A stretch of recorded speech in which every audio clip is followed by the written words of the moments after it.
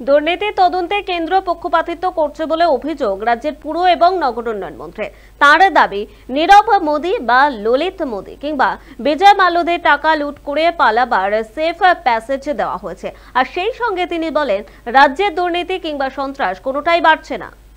কোনো সন্ত্রাস বাড়ছে না, কোনো দুর্নীতি বাড়ছে না।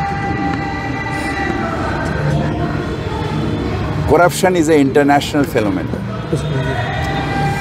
Corruption কিছু মানুষ সব জায়গায় করে।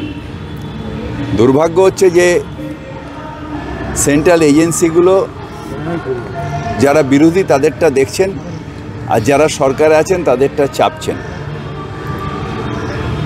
সেই জন্য আজও এইসব দুর্নীতির থেকে অনেক বড় দুর্নীতি হচ্ছে যখন নীরব মোদীরা অত টাকা নিয়ে পালিয়ে গেছে, মহুল চেস্কিরা অত টাকা নিয়ে পালিয়ে গেছে, বিজয় মালিয়ারা অত টাকা নিয়ে পালিয়ে গেছে।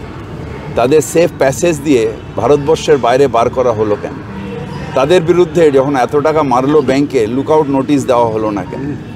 তাদের নিয়ে আসার ব্যবস্থা কেন হচ্ছে না? আসলে সরকারে যারা আছেন তারা দুর্নীতিতে পক্ষপাতিত্ব করার চেষ্টা করছেন। দুর্নীতি যারা করেছেন তাদের আমাদের কোনো আপত্তি নেই, কিন্তু দুর্নীতির নামে যাদের বদনাম করা হচ্ছে, যাদের বাড়িতে রেড করা হচ্ছে, আননেসেসারি হ্যারাস করা হচ্ছে, তার বিরুদ্ধে নিশ্চয়ই আমাদের বক্তব্য আছে। ঝাড়খণ্ডেও তো একই কারণ, ঝাড়খণ্ডেও একই কারণ যে সৌরনকে উইক করে সেখানে অপারেশন লোটাস যদি করা যায়, কিন্তু হবে না। মানুষ বিজেপির বিরুদ্ধে আছে এবং সেটা এবার ইলেকশনে বোঝা যাবে।